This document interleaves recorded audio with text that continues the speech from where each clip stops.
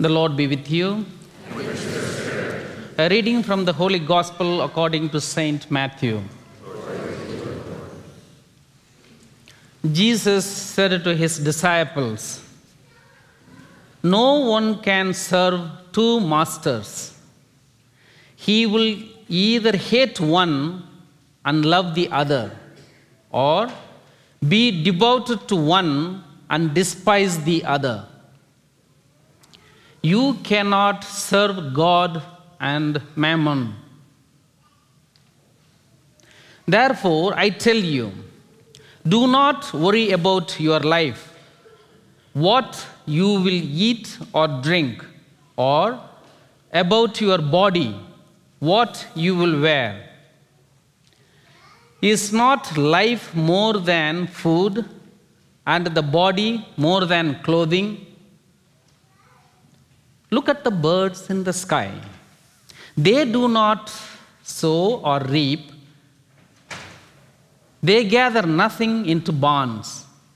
Yet your heavenly Father feeds them. Are not you more important than they? Can any of you, by worrying, add a single moment to your lifespan? Why are you anxious about your clothes? Learn from the way the wild flowers grow. They do not work or spin. But I tell you that not even Solomon, in all his splendor, was clothed like one of them.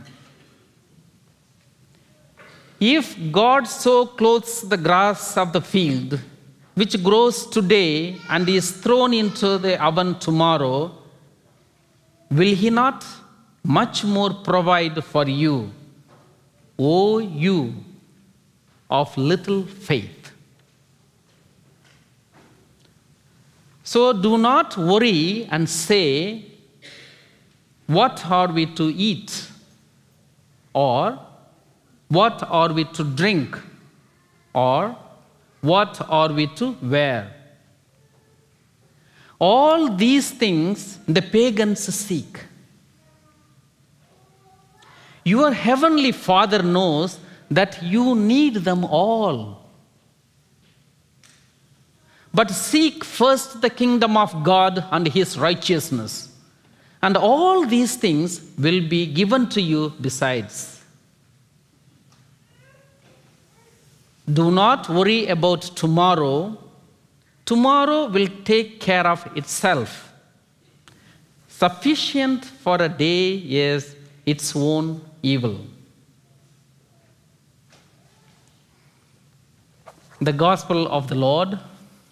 Praise to you, Lord Jesus Christ.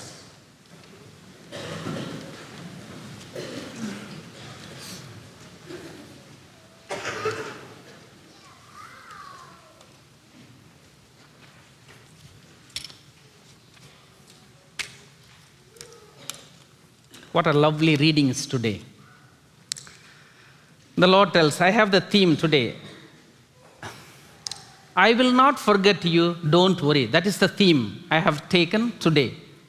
I will share with you my own thoughts.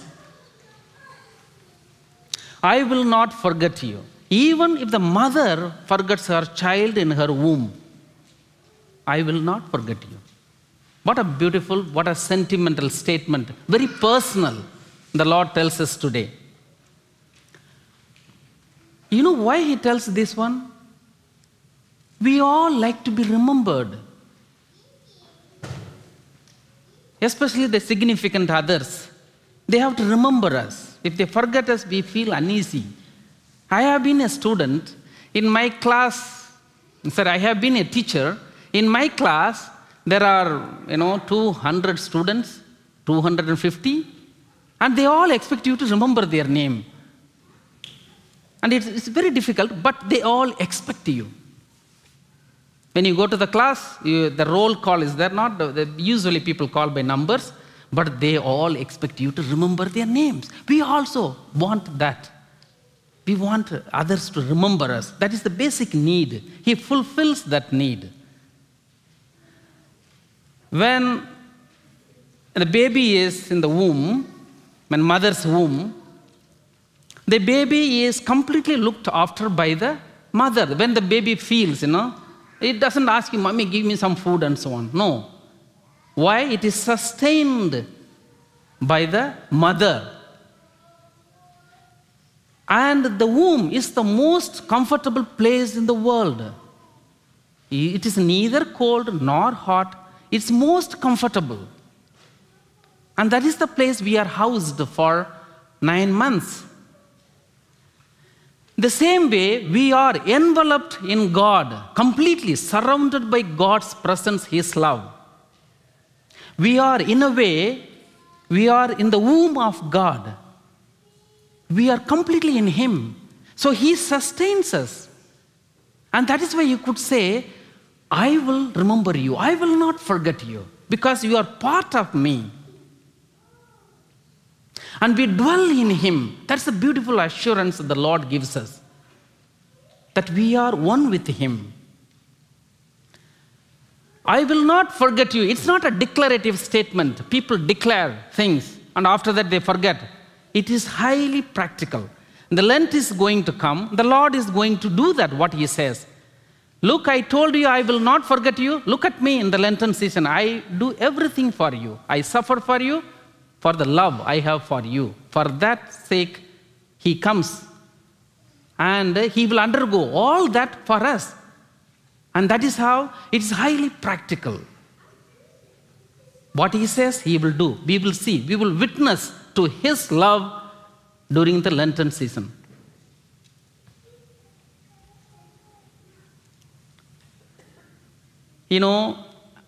A tree cannot forget its own branches, its own flowers, its own leaves, flowers, and the fruits. A tree cannot forget because it's a part of it. The same way, we are part of God.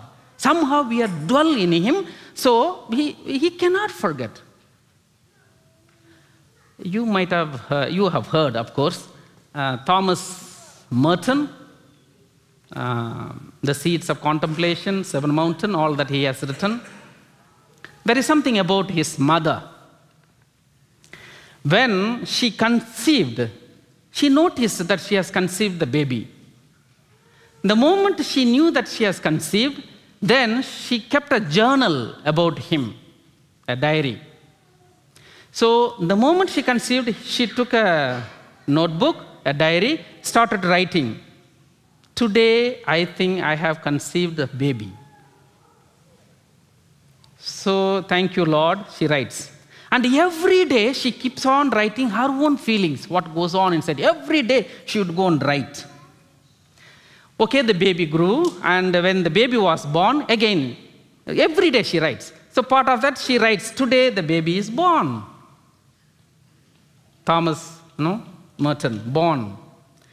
Then the baby, when she takes, little bit of food, first time they feed, "Oh, today I fed the baby with a morsel of food," she writes. Then what happened? When the baby takes the first step, she goes and writes, "Today, my son took the first step on this earth." So she keeps on writing everything. And at the end, as the baby goes to the school, "Today, my child went to the school, first day. He learned A or B, C, all that." Every day she keeps the writing. Then when Merton started learning writing, he hands over the entire books, all the journals. So many of them. "My son, here is your story. Continue to write." So she teaches him, "Write what you felt today." So Merton starts writing, and that's how he writes from childhood onwards. And such a mother. And that's how all the mothers, many may not have written, but all the mothers, they take care of their baby. They cannot forget, actually. They cannot forget. The Lord says, "Even if the mother forgets, I will not forget you." And that's the beauty of our God, His love. You have sometimes I was in the college teaching for many years. The youngsters, when they cross the teenage, they have a strange feeling. Sometimes they come, Lord, Father, they call us Father always. Father, my parents never loved me. There the problem begins. Quite many youngsters, they get into the trouble that their parents have not loved them. I don't know where they get the strange feeling. Then I call them as part of the counseling. Look, your mother has kept you in her womb for 9 months. That is the proof that she has loved you. You better thank her for it. Start thanking today onwards. The space, the place you occupied in her, you must thank her. How can you say, my mother, my father never loved me? Never. Where do you get this idea? But believe me, many youngsters go through that. So when I tell them, then they say, oh, thank them today onwards. Thank God for her, for keeping you for 9 months in her womb, protecting you. Then things change. Things change. Gerald Manley Hopkins, the famous poet, he writes a poem thinking about God. Glory be to God for dappled things, the skies of couple color as a brinded cow. He goes on praising everything. At the end, he completes the poem. He fathers forth all that I see.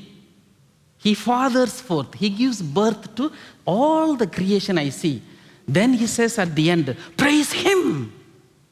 Praise Him. The second reading today ends with that. Praise Him. The moment we realize we have been protected and we have to break into thanksgiving. And that's how, the God's love we cherish and understand.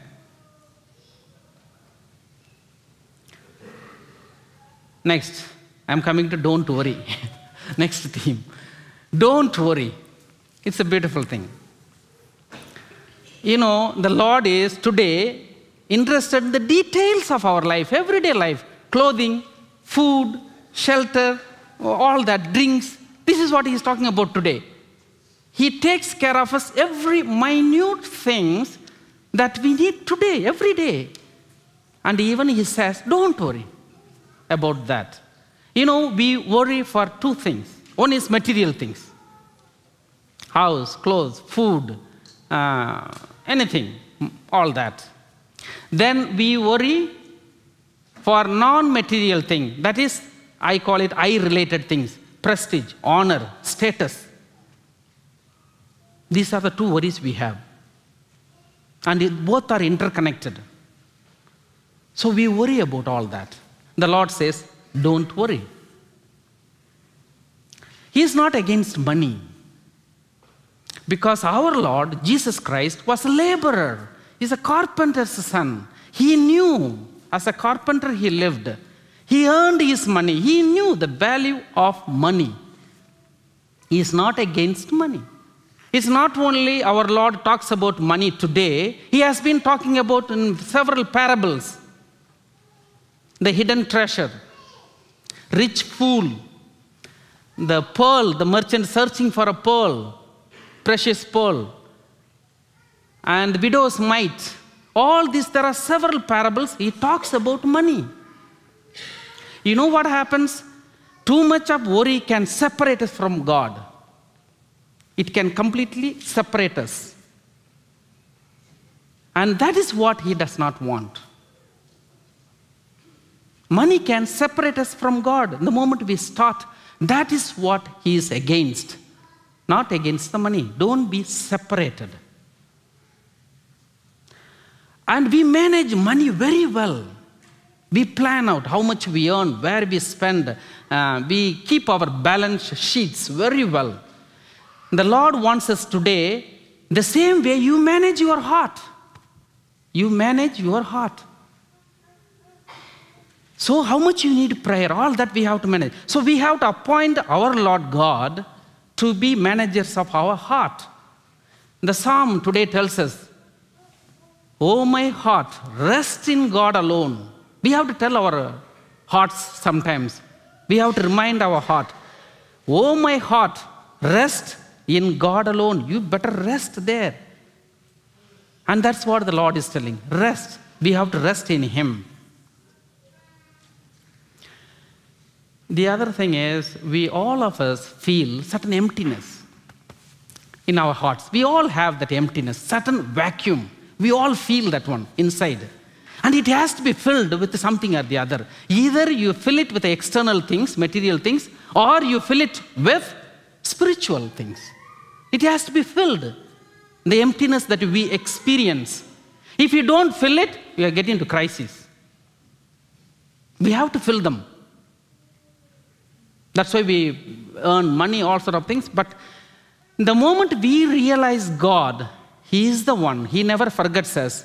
And when we start thanking Him, there is internally a spring, internal spring. In our own hearts, it wells up. It fills us. The vacuum has to be filled. And once that starts filling up, then our spiritual life flourishes. We look for God.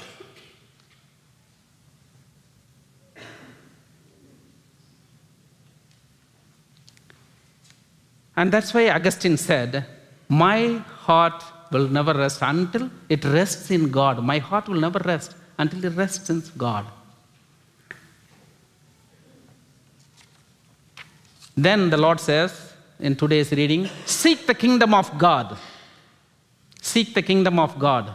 The righteousness of God. That means seek Jesus. That's what it means. Seek the kingdom of God. Now, how do we seek? It is already said in the Bible.